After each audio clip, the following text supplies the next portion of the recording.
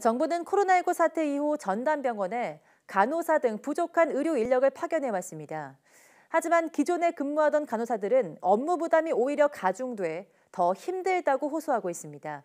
이유가 뭔지 손효정 기자가 취재했습니다. 코로나19 전담병원에서 근무하는 간호사 A씨. 지난 8월부터 정부가 파견한 간호사들과 같이 일하기 시작했는데 일이 줄기는커녕 업무 부담이 더 커졌습니다. 새로운 간호사 일부는 업무 경험이 턱없이 부족했던 겁니다. 항상 감사하고 존경하는 마음을 갖고 있어요.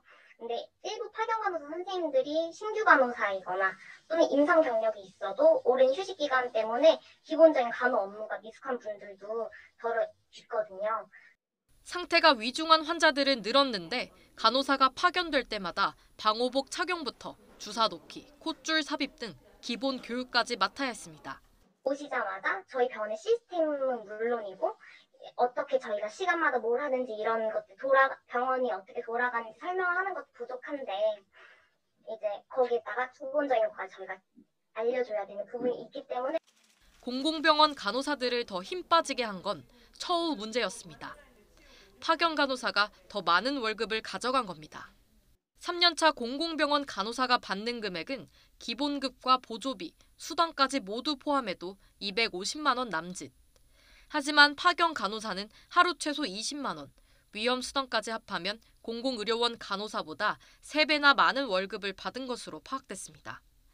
보상만을 바라는 건 아니지만 상대적 박탈감을 느끼는 건 어쩔 수 없습니다. 기존 인력은 사기 저하와 박탈감으로 불만이 심각한 수준입니다.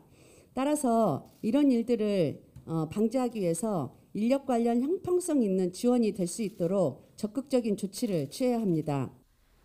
일을 그만두겠다는 간호사들마저 잇따르자 파견 지원자를 모집하는 대한간호협회는 현장 투입 전 사전교육 과정을 마련했습니다. 하지만 의무 교육이 아닌데다 온라인 강의에 불과해 실제 현장에서 적용하기엔 한계가 있습니다. 단순하게 동영상을 보고 방호복 입고 벗고 하는 정도의 수준으로 끝날 문제가 아니라 임상에서 실제 간호 업무를 할 수 있도록 하기 위한 보건의료노조는 간호 인력의 숙련도에 따라 병원 배치를 달리하는 등 촘촘한 인력 배분이 필요하다고 지적합니다. 이와 함께 기존 의료진에게 주는 수당을 높여 박탈감을 느끼지 않도록 해야 인력 이탈을 막을 수 있다고 강조했습니다. YTN 손효정입니다.